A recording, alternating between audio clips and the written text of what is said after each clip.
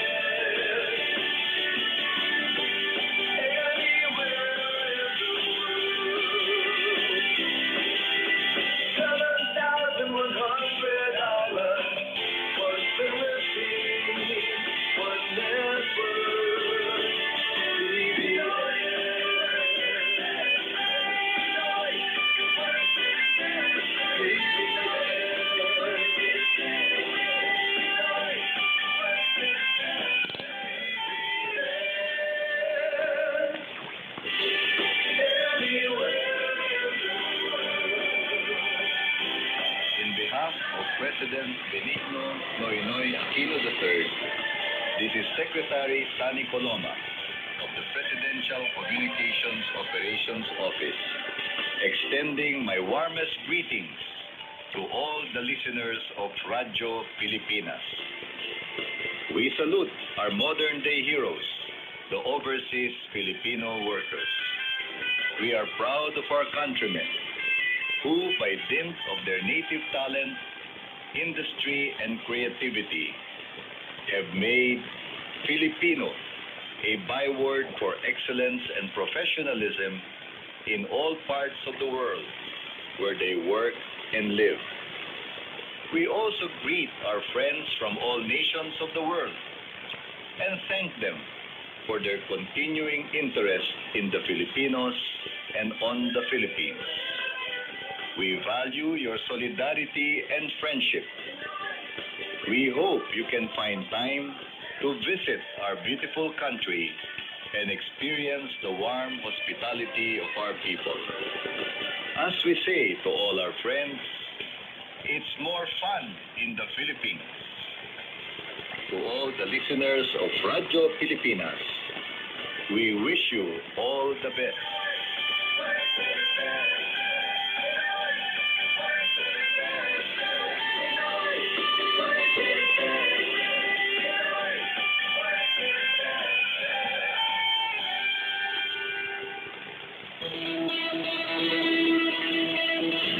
Radio Pilipinas, Infobit.